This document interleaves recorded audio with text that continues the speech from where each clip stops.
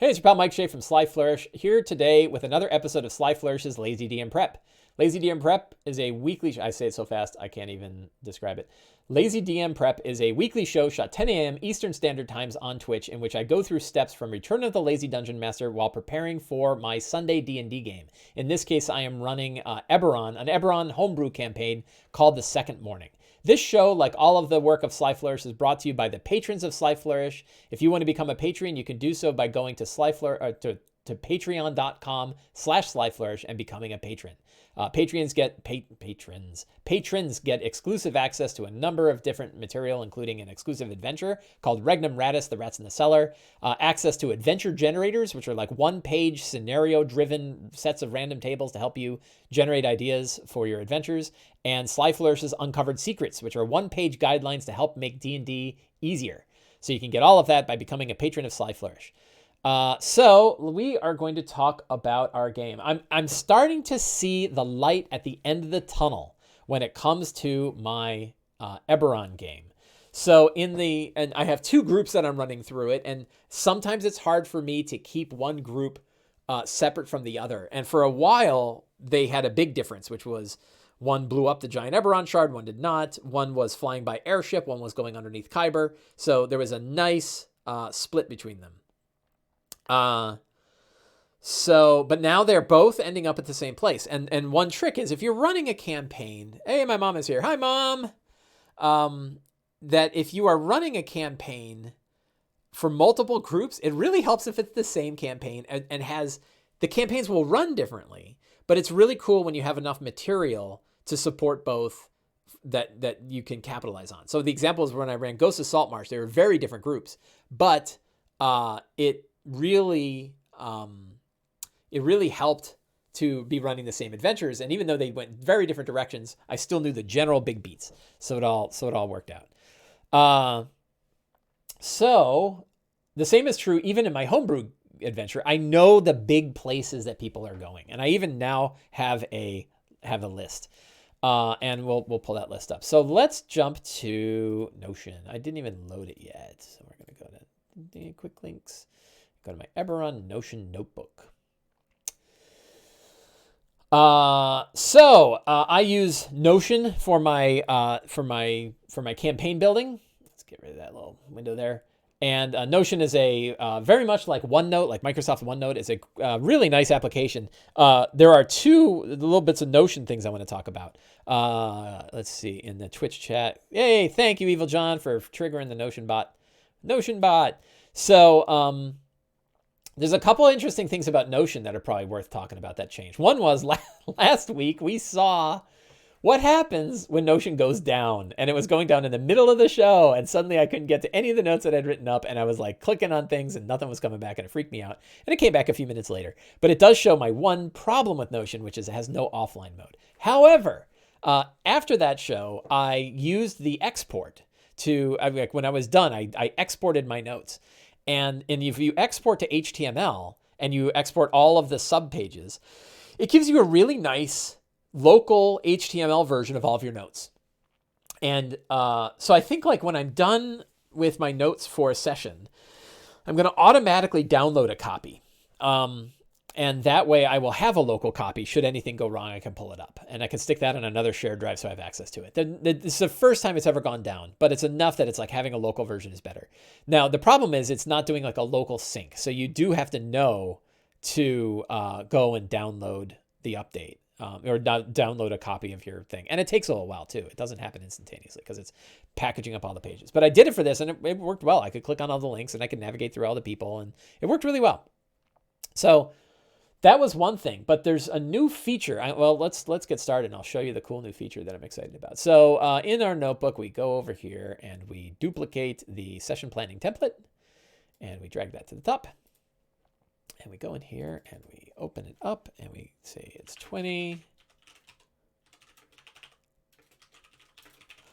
September 2020, Sunday D&D is our notes. And so the first thing we're going to do is review the characters. So we go back here, go to our characters. So we have 6 characters in this campaign. We have Saber, who is a bounty hunter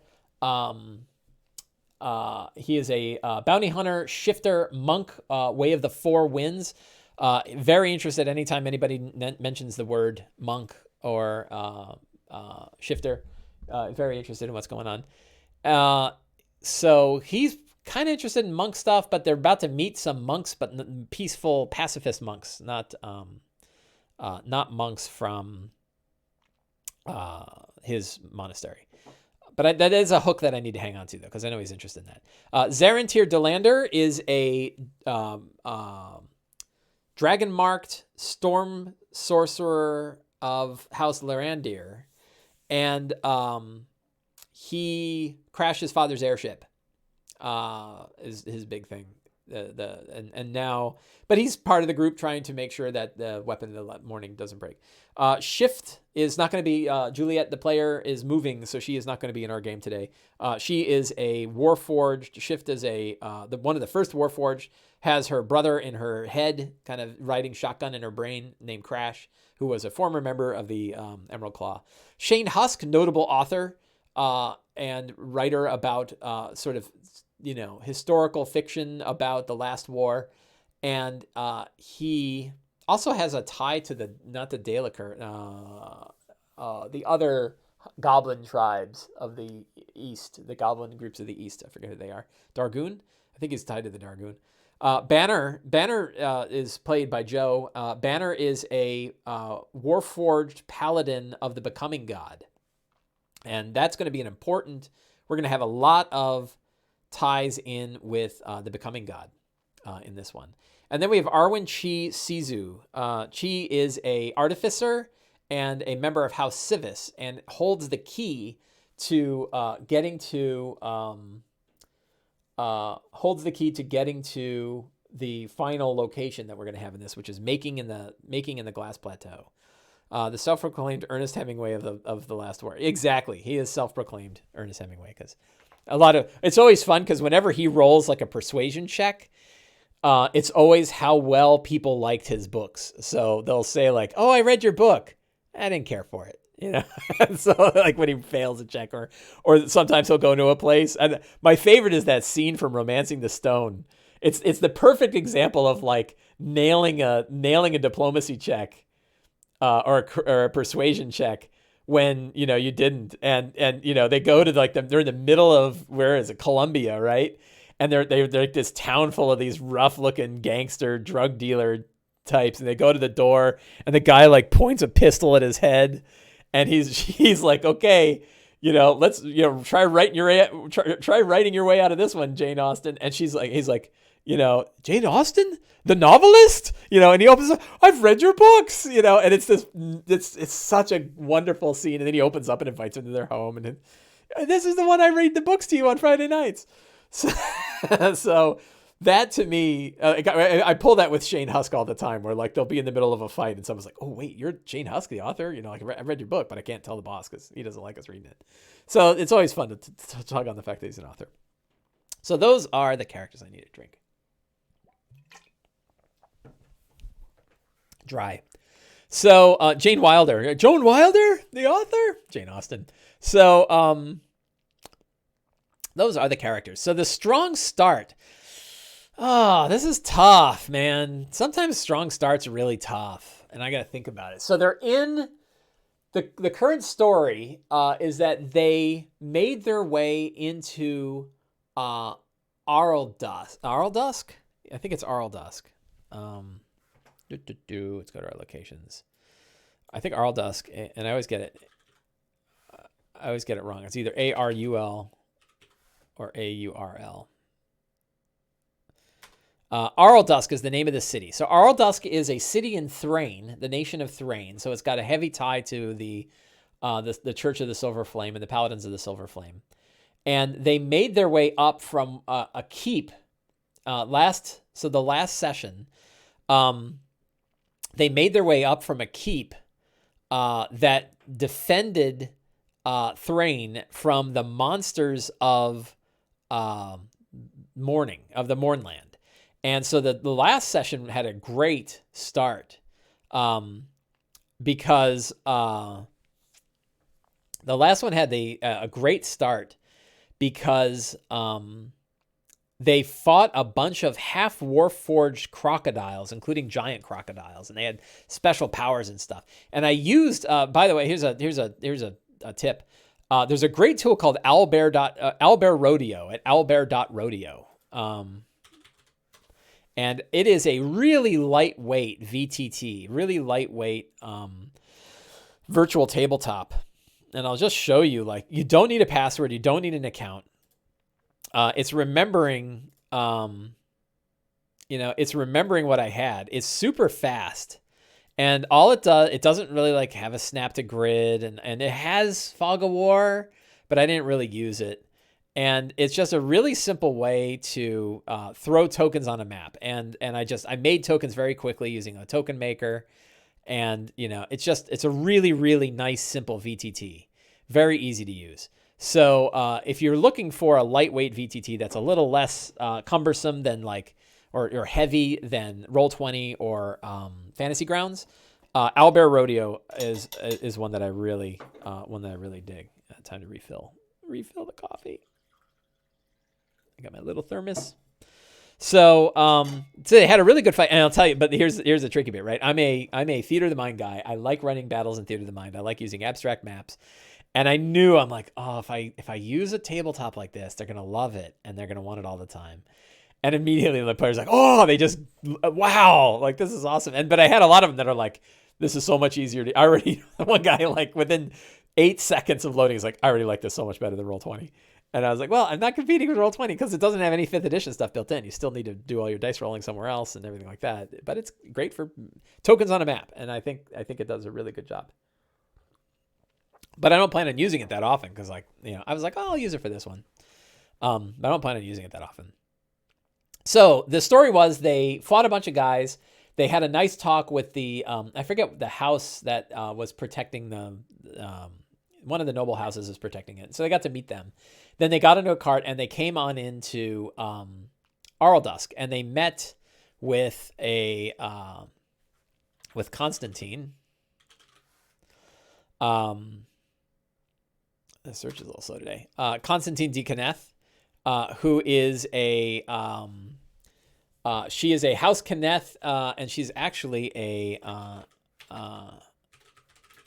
the King's Dark Lanterns. So she knows lots of stuff. Yeah, actually the other, Owlbear Rodeo does have dice rolling. It has just pure dice rolling. So you can roll dice in it, but it's not connected to any 5th edition kind of stuff. But yeah, Evil John says, beyond 20, Discord with a lightweight VTT like Raging, like Owlbear. Seems like a winner. Yeah, that could really work. I mean, the other thing we do is, like, I've just started rolling dice on the table again. I've stopped. I know I was like a huge Avray guy, and I still like Avray. It's really cool, but it's also kind of cumbersome.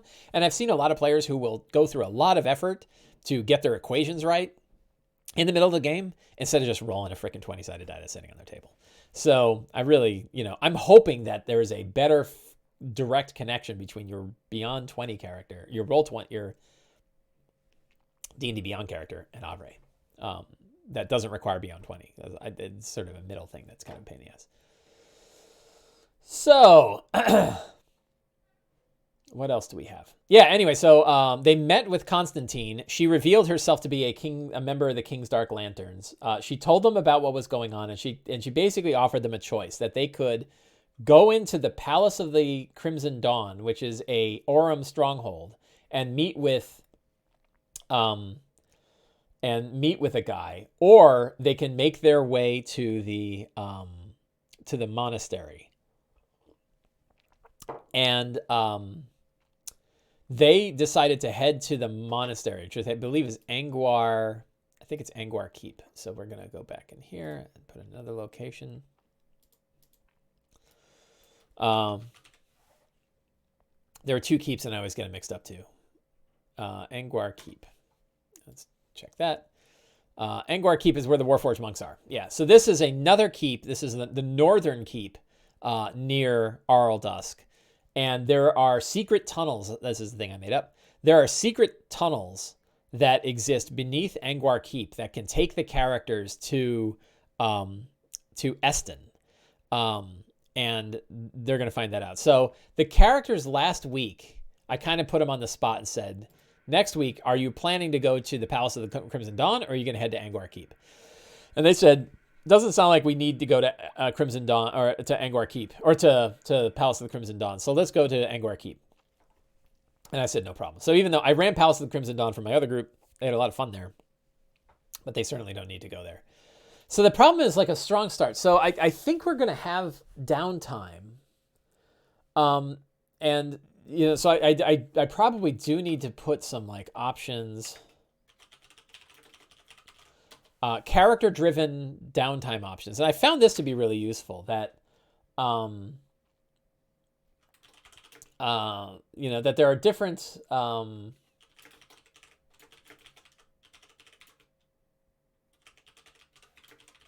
so one of them is, there's a place called the Ogre, which is a huge war tank that was built during the last war that broke up on the shores right near Eston, or right near Arldusk. And now it's a bar for veteran Warforged, given to them by Thrain. So, you know, as part of a peace treaty, they said, yeah, you know, you guys can own this bar. So that could be an option for a couple of characters. Aren't downtime options another type of scene? The difference is these are recommendations to the players about things that they could do. One difference is it may only involve one or two characters instead of all of them. So it's really, and they're going to be faster, right? It's going to be like you go there, you make a check, you learn a thing, you leave. So they're a little, the way I see them is, you know, there's the, you can do anything you want. You know, you can do anything you want, but if you are short of ideas, you know, here's a couple things you can do. So the hard one, so what can Saber do? What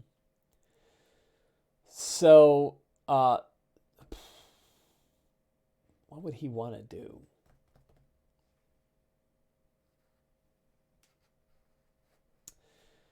So he could try to hunt for Ghost Hoof.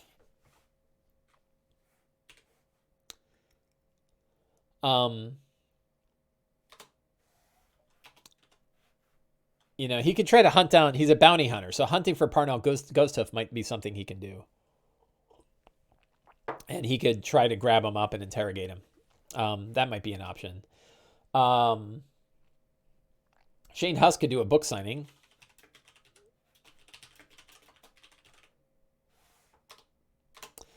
Who else do we have? Chi.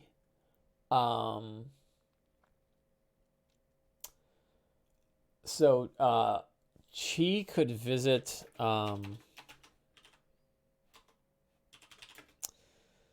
local artificers about the dodecahedron. That might be an option. I can't spell dodecahedron, and I doubt it knows how to spell it. Hey, look, it does. Who does that leave? Oh,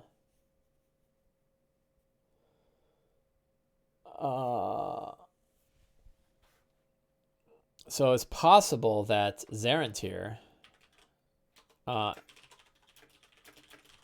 has distant family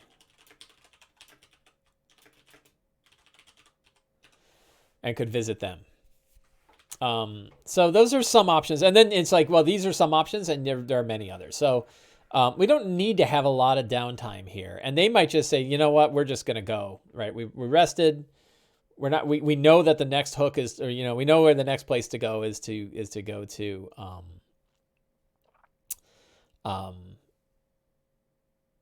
you know, is to go to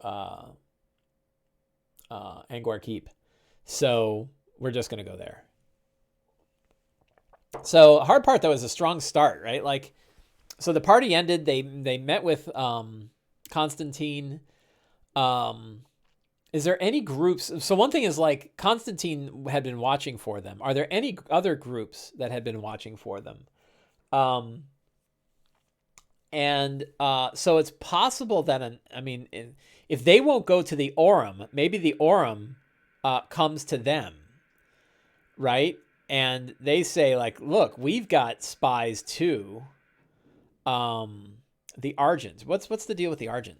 that's an interesting idea. Let's look at that.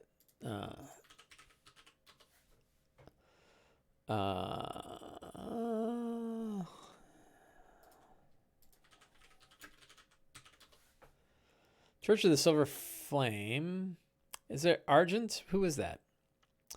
Around the Rising Last War. I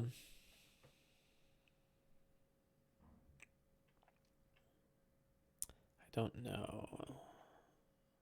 I don't know who the Argent is. Snarknight, you're going to have to help me out with a link. They hunt magic items for the church. Interesting. Yeah, I don't know. I don't know if I need another sort of angle on this. But one thing would be like, what if a high-ranking Aurum member met with the characters and told them, like, we know we've learned something. Like, it could just offer up some information. And what would the Aurum want in return? They would want to, maybe they say, like, all we want is that if you find him, we'll give you this info, but Leto Skull has to die, right? Like, he can't. We need to know that no one else knows his connection to the Aurum. So that might be kind of neat. I really want to base a Aurum Platinum Ringer on Bert Cooper from Mad Men. I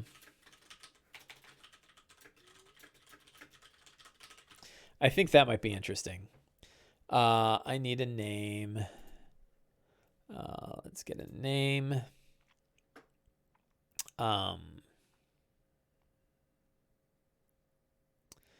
Belith.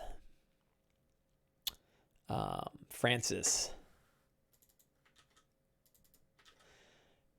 Francis Oglin would be a good name. So here's the new trick, right? Which is you type plus, I think.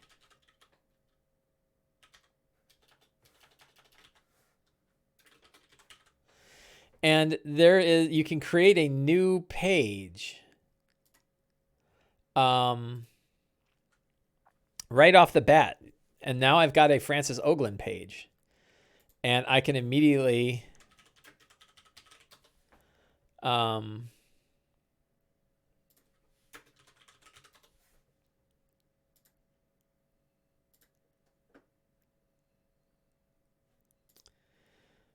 I can immediately, well, I didn't want to do that. I just want the picture.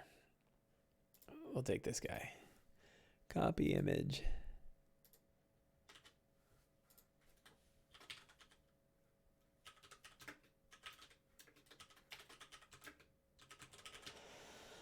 The hard part is I don't know if I can get this page into the database. I don't know how that works. If somebody knows how to take a page and turn it into a database, that would be cool. Because I think it just stuck it at the top level now, right? Yeah. So if I move it into campaign database, did that make it a record? I saw it there for a second.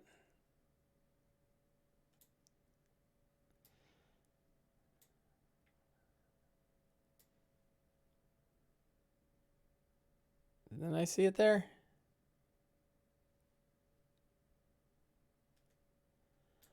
Let me go back. So if I go back and I go into here, I can go to the link. And I see it. Yeah, and there are tags. So I can make an NPC. So yeah, I dragged it into the database and that worked. That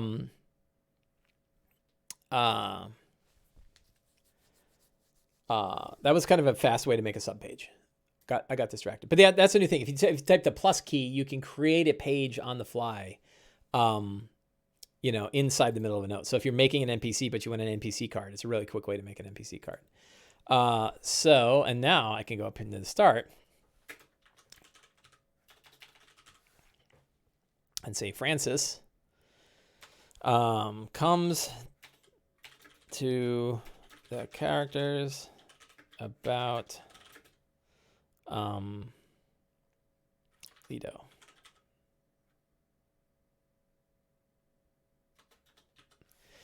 And he's really just trying to make nice with the characters. Like he understands like they are people not to be messed with. And, you know, he has it from his authority that, you know, they broke contact. And by the way, we'll give you a little bit of information about Leto.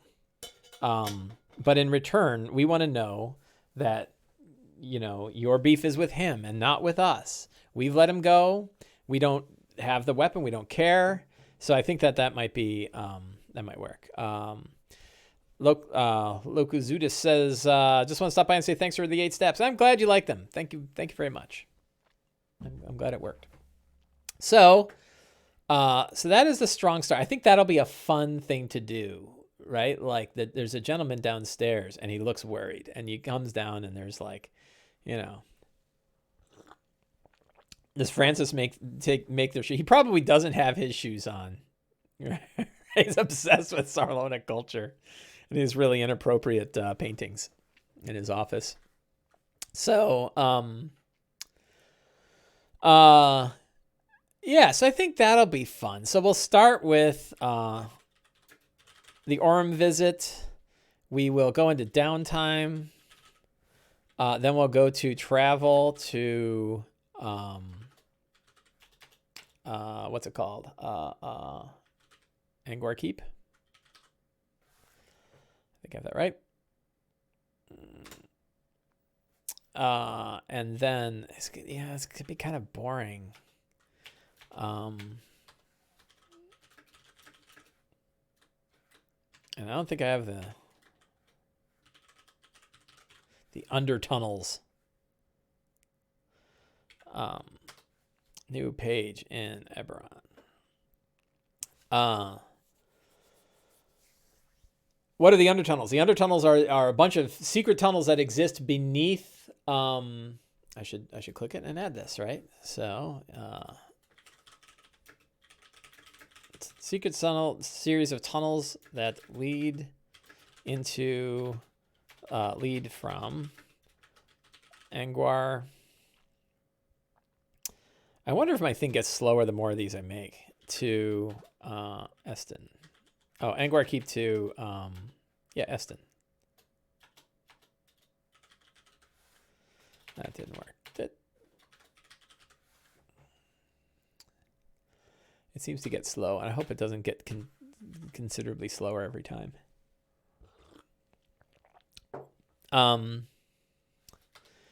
What do the undertunnels look like? Let's go to Dyson. I think I have my quick links. Maps, bang. Let's look at maps. We're looking for underground natural tunnels. Would be pretty great.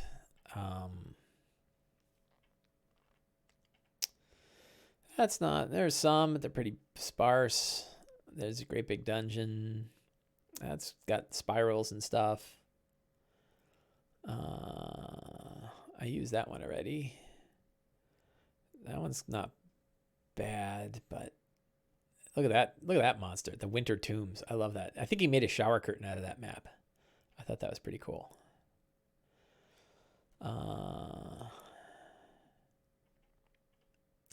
Bloodied Stones.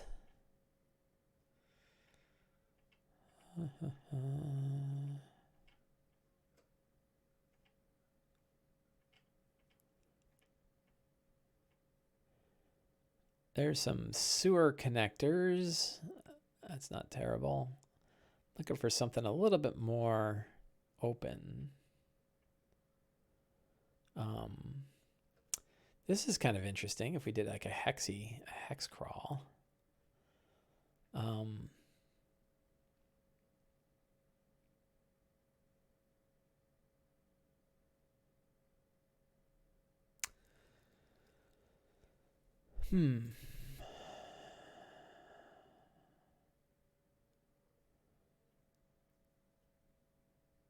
Yeah, I kind of dig this, right? There's like a lot of cool things down here. A lot of like weird monuments and whatnot. But it looks undergroundy. I think I can use this. I think this is cool. So we're going to copy that. I don't know if I can paste it directly. We'll find out. Sometimes it's too big. Yep, too big. I actually have to save it. I don't know what it does, but if you try to copy it into the clipboard, it's always bigger than that will allow.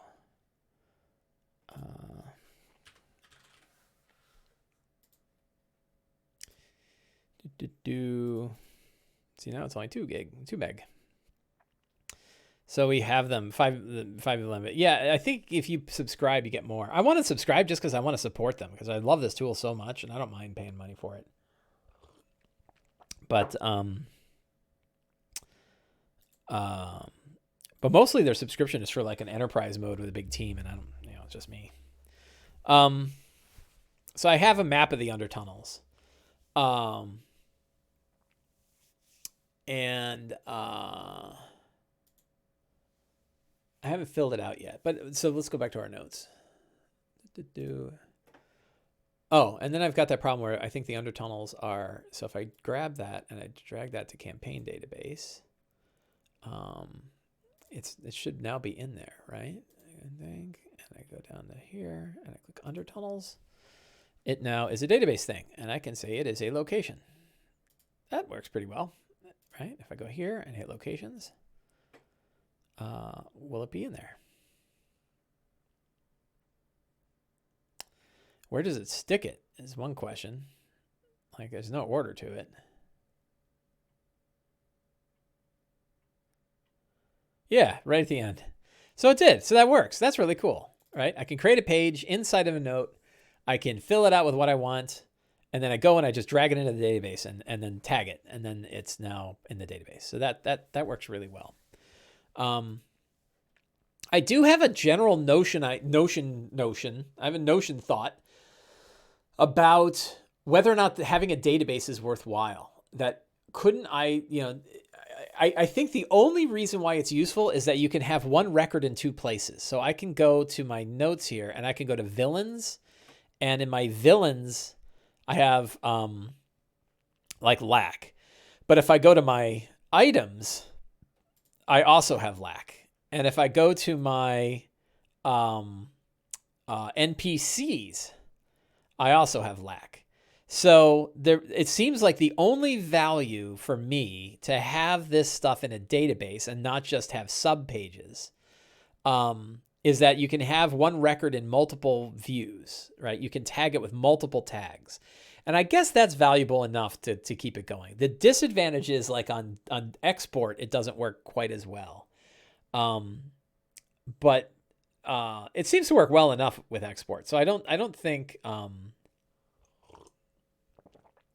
it goes. Snarkner says, I wish Eberron, Exploring Eberron had something on Quarry Dream Orbs. Yeah, boy, I do. I have the embassy. I think I showed this last time, right? I have all 7 of them filled out, and I give a lot more information about the orbs.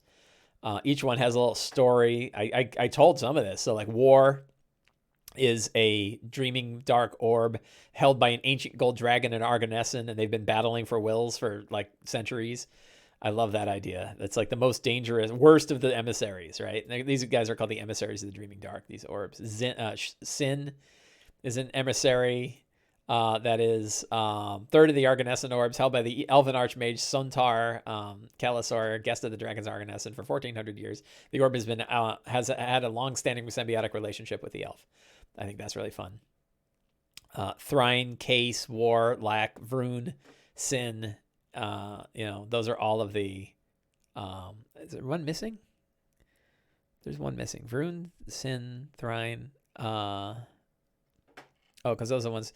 The Chris is missing. So we'll just one of the, and then this should be linked.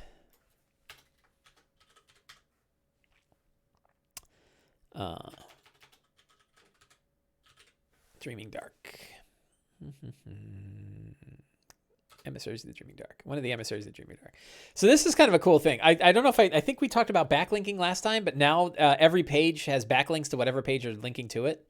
So, if I go to the page for Lack, here I can see that like Lack, I guess I do mention it in here, but also up in this linked to this page are backlinks, including like notes from previous games that I've had. Really handy way to navigate. I gotta say, like, I'm really, I'm still, other than the offline mode, I am super, super impressed with Notion. It does all the things that I wanted. The last thing that I was like, oh, it'd be really cool for the DAX was being able to build pages inline. And now you can. Like, I was just showing how to do that. So that works really well. So, get resituated here. So we got our scenes down in the undertunnel. So I think a problem that I have with this game is it's a lot of, like, talking and, hanging around, and then there's travel.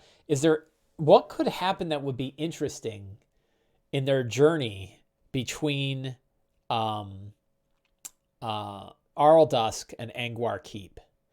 Not a lot of people know that they're there. Undead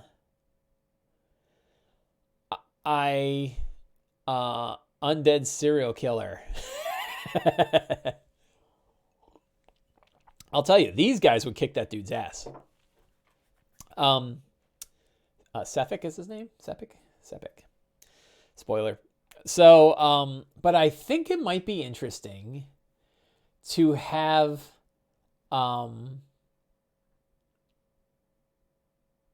yeah. So I did this for my other group and it was fun.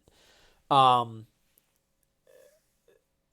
it may completely derail. I don't think I have any other battle in here, right?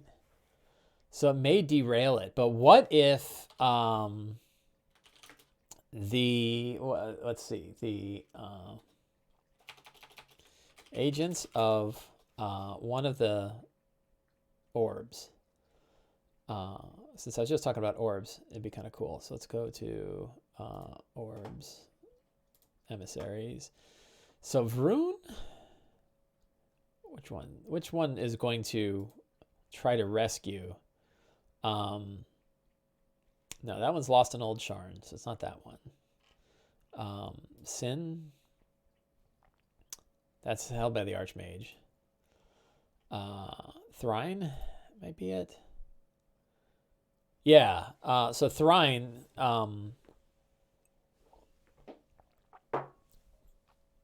Thrine may try to rescue Lack by sending Kalishtar agents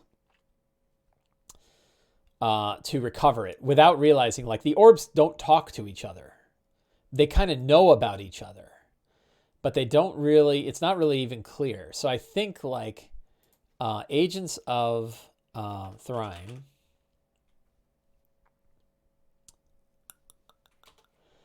try to rescue Lack.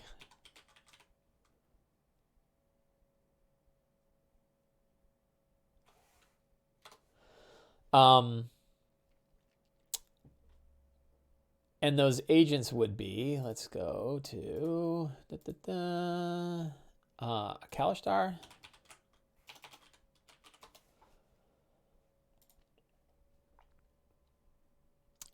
They're only CR a quarter. I thought there were other. What did I use? I had mages, but I thought there was other.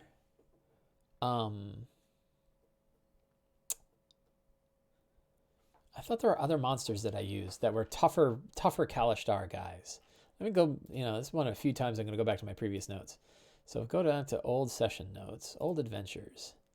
And it would have been, it was a Wednesday game. And it was, I think, a couple weeks ago. Let's go back here. No, that wasn't it. Let's go back to 26th.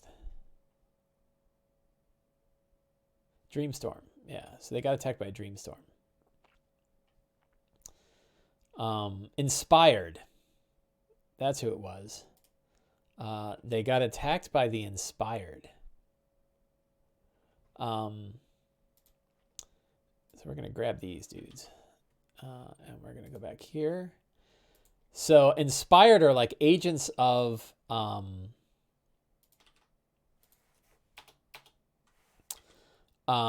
they're agents of the Quarry.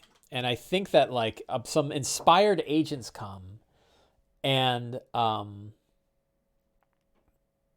they create sort of a dream storm. and attack. And when they attack, when the inspired break apart, they turn into a quarry. So like one of these guys, right? And it's the proximity of lack that's enabling them to do so.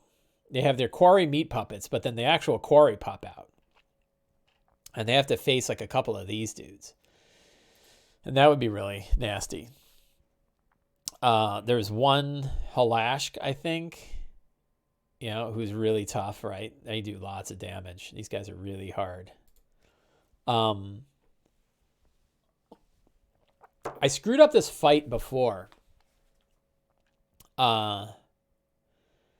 Because it was too hard and it nearly TPK'd the characters and then they all went away. Because I think the reality is Lack doesn't want to be rescued. And they don't know it. They think Lack has been kidnapped, and Lack hasn't been kidnapped. Lack is working an agenda. So I think that could be a fun. So Thrine. Now we're going to the secrets and clues. Thrine thinks Lack.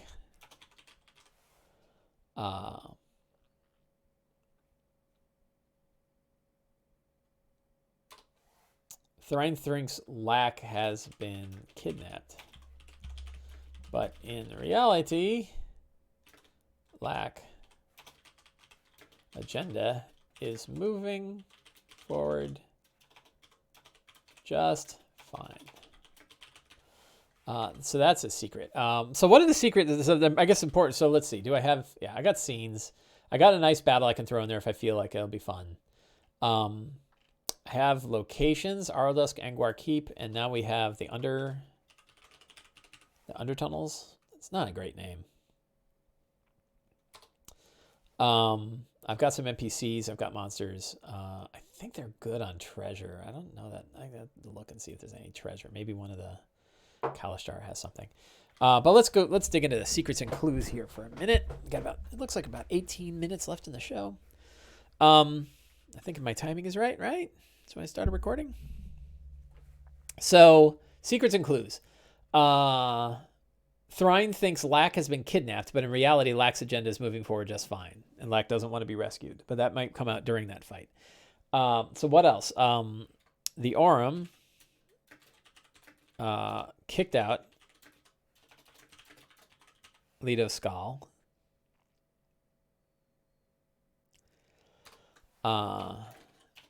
They kicked out Leto Skal and want him dead.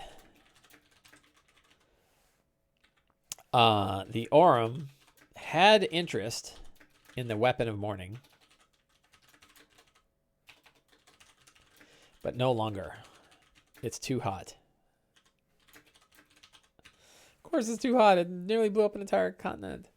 What else does he know? What else was the Aurum guy? Leto had an agent seeking out a way to reach Metrol.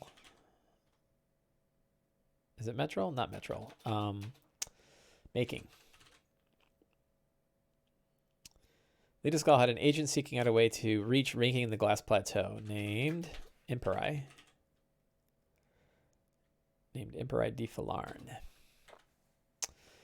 Imperai. I probably don't need to link to her every time I say her name. That's kind of cool. I just like it. Imperai believed she was working on behalf of the Aurum when, in fact, was only working for Leto.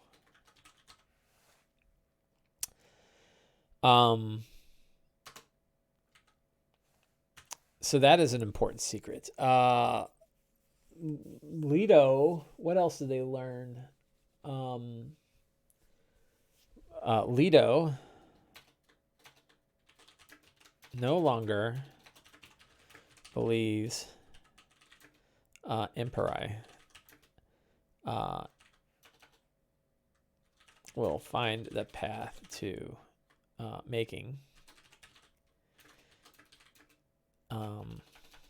He'll have to find another way. Imperi.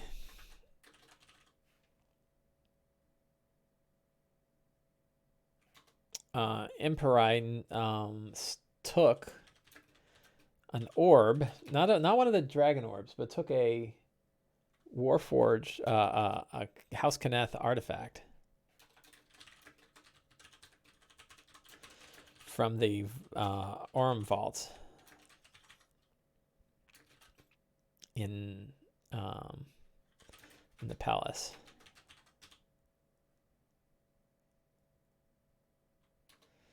That she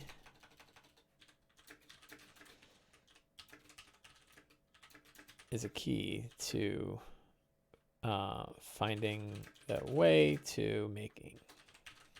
Imperi took a House Kenneth artifact from the Orem. So those are a bunch of good, and that artifact is it's that crazy symbiote, the Warforged symbiote thing. We got 2 Warforged people, so they would certainly love that, and I think it'd be a fun thing to do.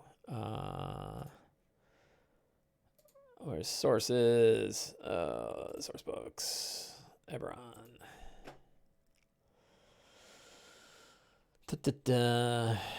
Treasures. Docent. Put that down in treasure, but they're not getting it today. I like that you can highlight text and just Control V and it hyperlinks to whatever you typed. That's very handy. So now we have what the monks might know. I want to leave a couple of secrets for the monks. Imperi, they might know this because they've looked for it.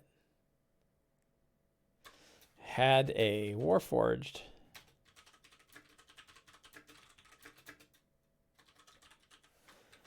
artifact called the Docent with her when she went through Angwar.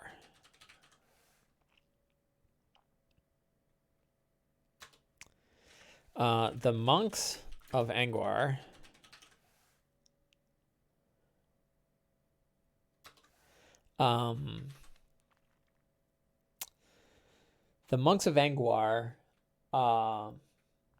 what?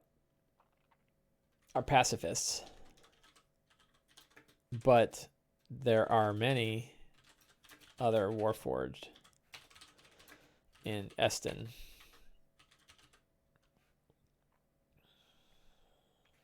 who are not and follow the way of the Lord of Blades.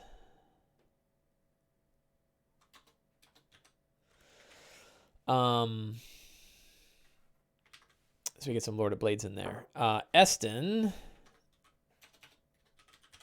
I know I said, like, I don't need to link to it, and then I link to it all the time. I would do this a lot more if it was faster. So now I guess I have another complaint now that I know how to build a page by just typing the plus key. The search, whatever routine it's looking up to auto correct is a little slow. Why am I going to complain? I seem to like complaining about stuff. Eston is full of scavengers and the discarded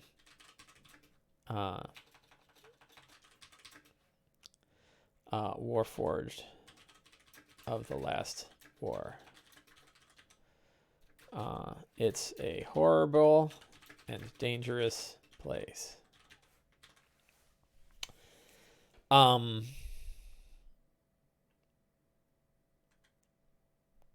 There is I'm going to add a secret because I'm going to take it from a fantastic adventure, fantastic lair. Let's see. I'm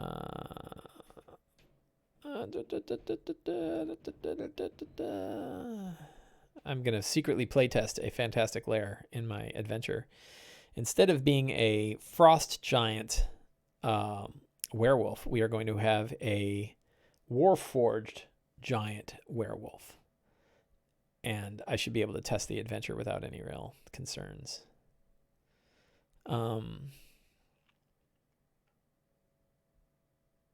I can find it.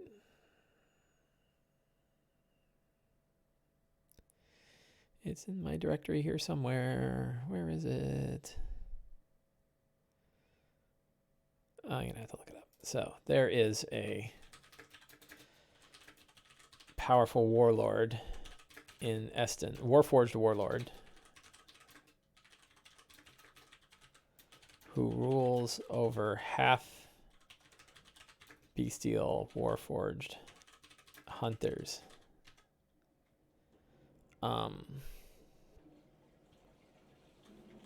That's pretty good.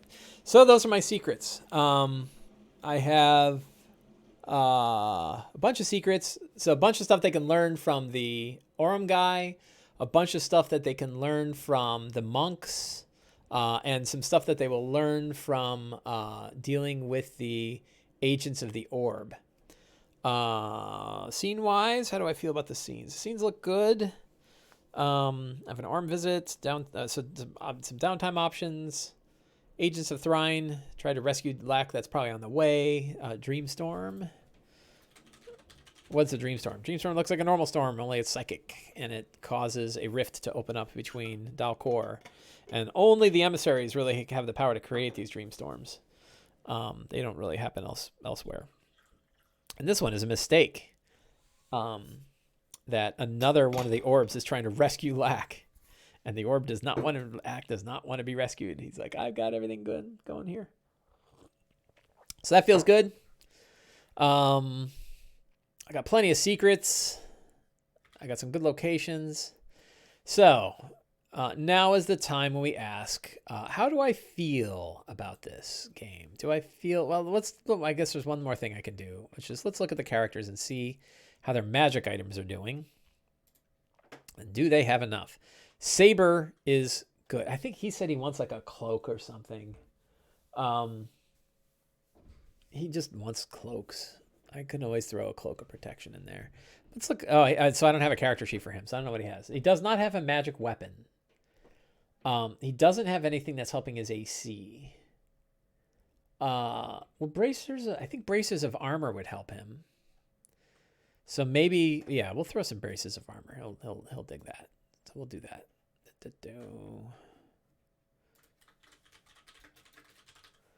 Right? I think that's what they're called.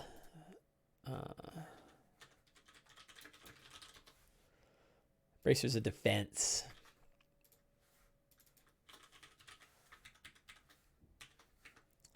So that works. Let's take a look at the other characters, though, while we're here and see. How's everybody doing magic item-wise? Sunday characters. I have links to all of their... Oh, no! Why did that not work? Oh, that sucks. I guess I got a busted link. Let us go to collections, my campaigns, Sunday, view campaign.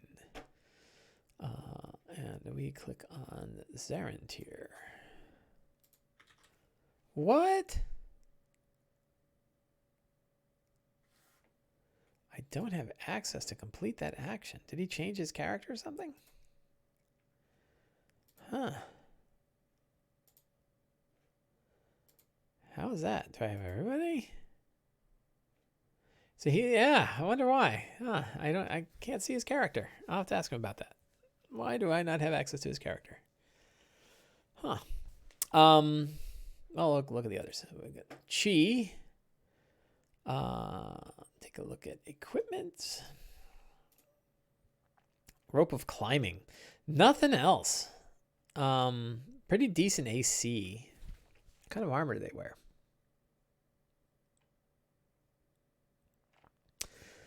Splint armor.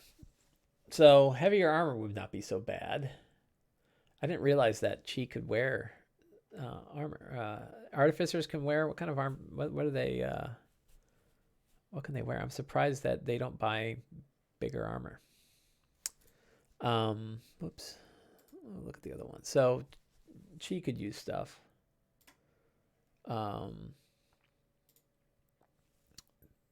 They get medium, but why is he wearing heavy? He must have taken a thing.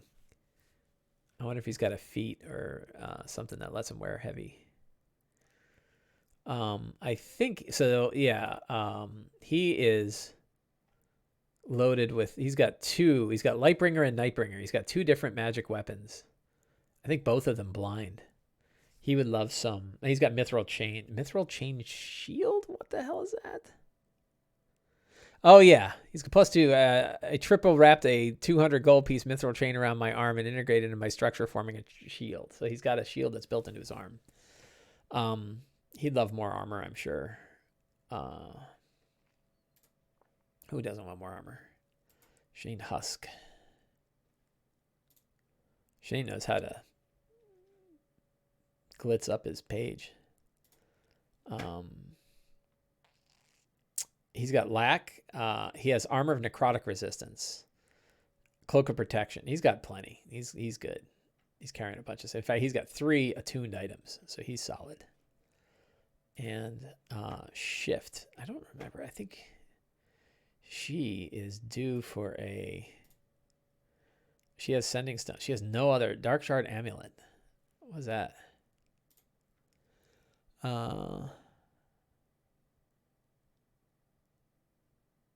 It's a common magic item. So she needs something.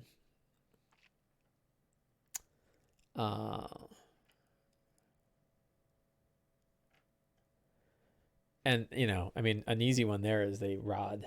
A rod of the Pack Keeper. So that'd be a good one. A rod of the Pack. No one doesn't love a rod of the Pack Keeper. So we'll stick that in the notes too.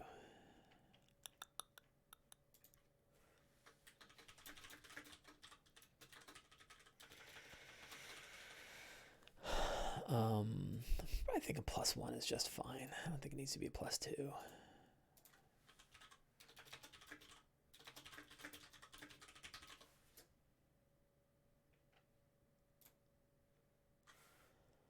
That's an uncommon one.